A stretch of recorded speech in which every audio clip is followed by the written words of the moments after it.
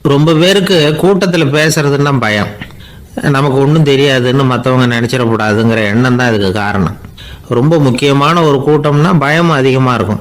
முக்கியமானவங்கள்லாம் வருவாங்களே, அவங்கெல்லாம் நம்மளை பற்றி மட்டமாக நினச்சிருவாங்களே அப்படிங்கிற பயம் வந்துடும். ஆனால் மேடை பேச்சுங்கிறது அவ்வளவு கடினமான ஒரு காரியம் இல்லைங்கிறாங்க அது சம்பந்தமான நிபுணர்கள். யாரும் பேச்சாளர் ஆகலாம், இது ஒன்றும் பெரிய கிஃப்ட் கிடையாது அப்படின்னு அவங்க சொல்கிறாங்க.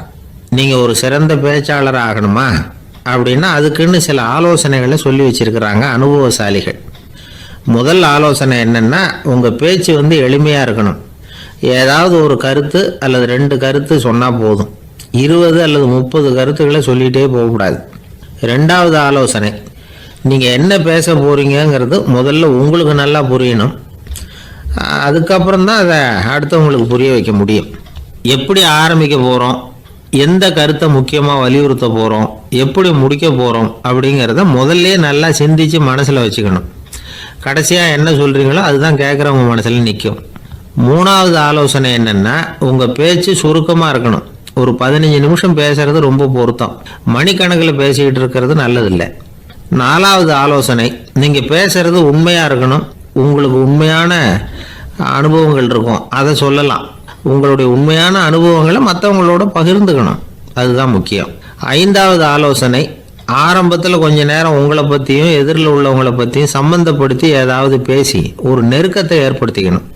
ஒவ்வொருத்தரும் இப்போ இவர் பேச போகிறது நம்ம சம்மந்தப்பட்டது அப்படின்னு நினைக்க ஆரம்பிச்சிருவாங்கல்ல, அதுக்கப்புறம் அவங்க கேட்க தயாராகிட்டாங்கன்னு அர்த்தம்.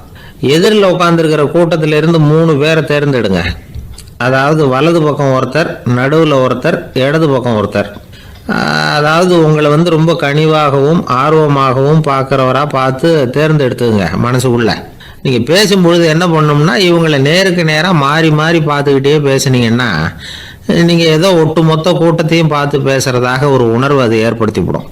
6வது ஆலோசனை என்னென்னா, சொற்பொழிவுன்னா நீங்கள் பேசணும், படிக்கக்கூடாது. எழுதி படிக்கிறது நல்லா இருக்காது. குறிப்புகள் வேணும்னா வச்சுக்கலாம்.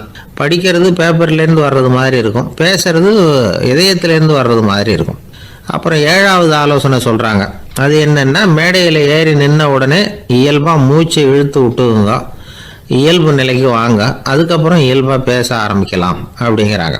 இவ்வளவும் பேச்சு கலையில் வல்லுநர்களாக இருக்கிறவங்க சொல்லுகிற ஆலோசனைகள். இதையெல்லாம் கடைபிடிச்சா நமக்கும் அதுக்கும் வெகு தூரம்னு நினச்சிக்கிட்டு இருந்த ஒன்று இப்போ கிட்டத்தில் நெருங்கி வந்துடும்.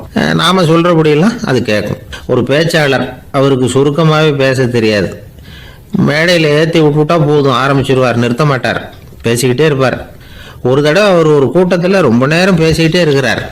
எதிரில் பொறுமை இழந்த ஒருத்தர் தன்னுடைய கை கடிகாரத்தை காட்டினார்.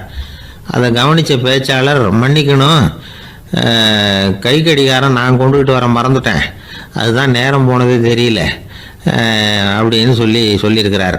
இதுக்கு அவர் சொன்னாராம் கோபமாக, ஏய்யா கடிகாரத்தை தான் பார்க்க முடியல, மறந்துட்டேன், பக்கத்தில் மாட்டிருக்கிற கேலண்டரையாவது பார்க்கக்கூடாதா அப்படின்னாராம்.